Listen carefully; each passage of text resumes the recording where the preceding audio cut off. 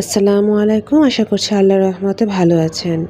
আজকের রেসিপিটি হচ্ছে লইট্টা মাছের ভুনা, যেটা হাতে মেখে করতে হয়। আর এটা আমার আম্মু করে নিচ্ছে। আম্মু খুব মজা করে এই লইট্টা মাছ ভুনা করে থাকে। সাধারণত আমরা কিন্তু লইট্টা ফ্রাই খেয়ে থাকি, বাট আজকে লইট্টা মাছ দিয়ে কত মজাদার একটা রেসিপি হয় সেটা জেনে নেবেন। অবশ্যই এভাবে বাসায় ট্রাই করে নেবেন। এই জন্য এখানে নিতে হয়েছে আধা কেজি লইট্টা মাছ। আর আজকের লইট্টা মাছগুলি একটু বড় বড় মোটা মোটা একদম ফ্রেশ ছিল।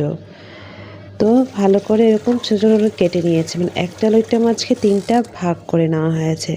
3 টুকরো করে নেওয়ার পর পানি দিয়ে ধুয়ে নেওয়া হয়েছে। এবার পানি থেকে তুলে পানি ঝরিয়ে নিতে হচ্ছে। লইট্টা মাছে পানি থাকা যাবে না, যেহেতু লইট্টা মাছের ভেতরে অনেক পানি বের হয় বা অনেক সফট। পানি থাকলে টেস্ট থাকে না এবং একটু পানসে হয়ে যায়, তাই পানি থাকা যাবে না। এ পর্যায়ে 3 কাপ পরিমাণের মতো পেঁয়াজ একদম কুচি কুচি করে নিয়েছি। পেঁয়াজগুলো মোটা হলে সেদ্ধ হতে সময় নেবে, তাই কুচি কুচি করে নিতে হবে। 4 থেকে 5টি আস্ত কাঁচামরিচ দিয়ে দিয়েছি মাঝখানে একটু কেটে। এবার ধনিয়া, জিরার গুঁড়ো, লবণ, মরিচ এবং হলুদের গুঁড়ো সবগুলো 1 চা চামচ পরিমাণের মতো দিয়ে দিয়েছি। ঝাল বা মশলা আপনারা পরিমাণ মতো নিয়ে নেবেন, যারা বেশি পছন্দ সেক্ষেত্রে 1 টেবিল চামচ পরিমাণের মতো নিতে পারেন। এবার দিয়ে দিচ্ছি 2 টেবিল চামচ পরিমাণের মতো তেল। আমি এখানে নিয়েছি সয়াবিন তেল, আপনারা চাইলে সরিষার তেলও ব্যবহার করতে পারেন, বাট স্বাদ কিন্তু দুইটাতেই খুবই ভালো হয়। লইট্টা মাছের এরকম ভুনা যারা কখনো খান নাই একবার ট্রাই করে নেবেন। দেখতেই পাচ্ছেন এরপর যে আম্মু একটু মেখে নিচ্ছে। অবশ্যই হাতে মেখে নিতে হবে। এই মাছটা হাতে মেখে নিলে খুব ভালো হয়। কিছু কিছু খাবার হাতে মেখে রান্না করলে বা বানালে সেটা কিন্তু খুব মজা হয়। তার মধ্যে হচ্ছে এই লইট্টা মাছ। এই লইট্টা মাছ কিন্তু একটু নরম থাকে, এত ভয় পাবার কিছু নেই। বাট আজকে লইট্টা মাছটা একদম ফ্রেশ ছিল, তাই নরমটা একটু কম। এরপর যে দিয়ে দিচ্ছি 1 টেবিল চামচ পরিমাণের মতো পেঁয়াজ বাটা, দিয়ে দিচ্ছি 1 টেবিল চামচ পরিমাণের মতো আদা বাটা, 1 টেবিল চামচ পরিমাণের মতো রসুন বাটা। সবগুলি ভালো করে আবারও হাতে মিশিয়ে নিচ্ছি।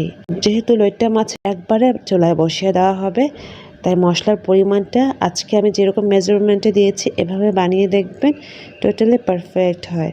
আজকে আম্মু এই লইট্টা মাছের মধ্যে তেল কিন্তু একটু কম দিয়েছে। আপনারা চাইলে তেলের পরিমাণটা একটু বাড়িয়ে নেবেন, যাদের প্রবলেম না হয়। ব্যাস রেডি হয়ে গিয়েছে হাতে মাখা। হাতে মাখার পর একটু ঘুরিয়ে ঘুরিয়ে দেখিয়ে নিচ্ছি। দেখুন 5 মিনিট রেস্টে রেখে দিব। আর্জেন্ট চাইলে চুলোয় বসিয়ে দিতে পারেন, কোনো প্রবলেম নেই। বাট 5 মিনিট ম্যারিনেট করলে এই লইট্টা মাছের ভেতরে মশলাগুলো পৌঁছাবে কিছুটা।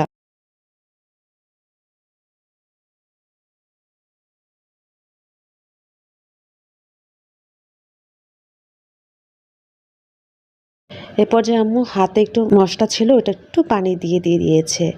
এটা না দিলেও হয়, বাট হাতে অনেক মশলা ছিল বলেই দিয়েছে। তো এটা অনেকেই করে থাকে, তাই না? যারা হাতে মেখে থাকে তারা এটা একটু করেই থাকে। ব্যাস চুলায় বসিয়ে দেওয়ার পর দেখতেই পাচ্ছেন বলক চলে এসেছে। 5 মিনিট পর বলক চলে আসছে। আর চুলার আঁচটা মিডিয়াম থেকে লো পর্যায়ে রাখতে হবে, কোনোভাবেই বানানো যাবে না। আজকের এই রেসিপিতে ঢাকনা দেওয়ার দরকার হবে না, এতে মাছগুলো একদম গলেই যাবে, যেহেতু মাছগুলো অনেক সফট থাকে। যারা দেখেছেন লইট্টা মাছ তারা বুঝে নিয়েছেন, আর যারা কখনো দেখেননি বা কখনো এই রেসিপিটি করেননি তারা হয়তোবা অবাকই হচ্ছেন। এতটাই সফট থাকে, সময় নেয় খুবই কম রান্না হতে। দেখতেই পাচ্ছেন পানি অবস্থাতেই আমি কিন্তু ঘুরিয়ে ঘুরিয়ে দিচ্ছি, আর এই পানিগুলো মাছ থেকে উঠে এসেছে। মাছ থেকে অনেক পানি চলে আসে এবং এক্সট্রা পানি দেওয়ার কোনো দরকার হয় না। তো দেখতেই পাচ্ছেন মাছ কিন্তু অলরেডি হয়ে এসেছে। খুব সুন্দর একটা স্মেল হচ্ছে। আর মাঝখান থেকে স্প্যাচুলা দিয়ে একটু ঘুরিয়ে ঘুরিয়ে নিতে হচ্ছে, এতে মাছগুলি ভেঙে যাবে না। তো এভাবে করে আপনারা নিতে পারেন। যখন পানিটা একটু শুকিয়ে আসবে তখন কিন্তু আর স্প্যাচুলা দেওয়া যাবে না, এতে মাছগুলি গুঁড়ো গুঁড়ো হয়ে যায়। তো আমি যেভাবে করে নিচ্ছি ঠিক এভাবেই করে নেবেন। এরপর যে আপনারা চাইলে ধনিয়া পাতা কুচি দিতে পারেন, যার যেরকম ইচ্ছে, আর না চাইলেও না দিতে পারেন। আর কোনো মশলা দরকার হবে না। তো আগেই বলে নিয়েছি আজকে মাছে তেলের পরিমাণটা কম হওয়াতে উপরে কিন্তু তেল অতটা ভাসেনি, বাট ঠান্ডা হলে অল্প একটু তেল ভাসবে। অ্যাকচুয়ালি বেশি তেল না খাওয়াই ভালো, তো এজন্য কম তেল দেওয়া হয়েছে। আপনারা একদম লাল লাল করে তেলের মধ্যে নিয়ে আসতে চাইলে তেলের পরিমাণটা আর মরিচের গুঁড়োটা বাড়িয়ে নেবেন।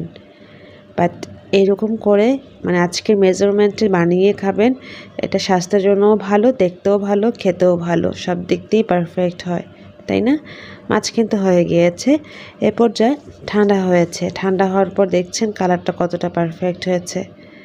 একটু সাদা সাদা হলেও উপরে হালকা তেল জমেছে এবং খেতে অসাধারণ হয়েছে। সবাই খুবই ভালো বলেছে। আমি তো আম্মুকে 100-এ 100 দিয়েছি, এতটাই ভালো লেগেছে।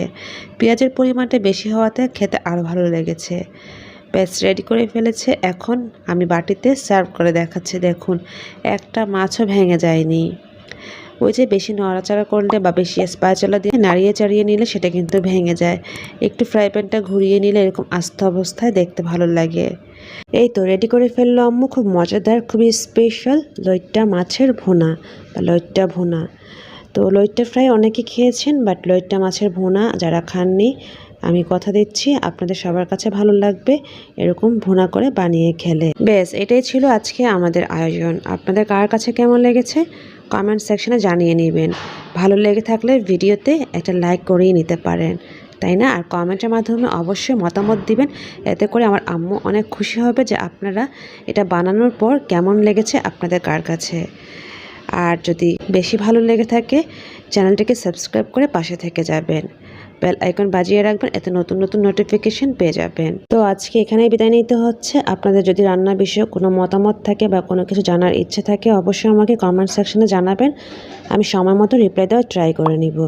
আল্লাহ আপনাদের সবাইকে ভালো, সুস্থ এবং নিরাপদে রাখুক। আল্লাহ হাফেজ, আসসালামু আলাইকুম। Thank you so much for watching.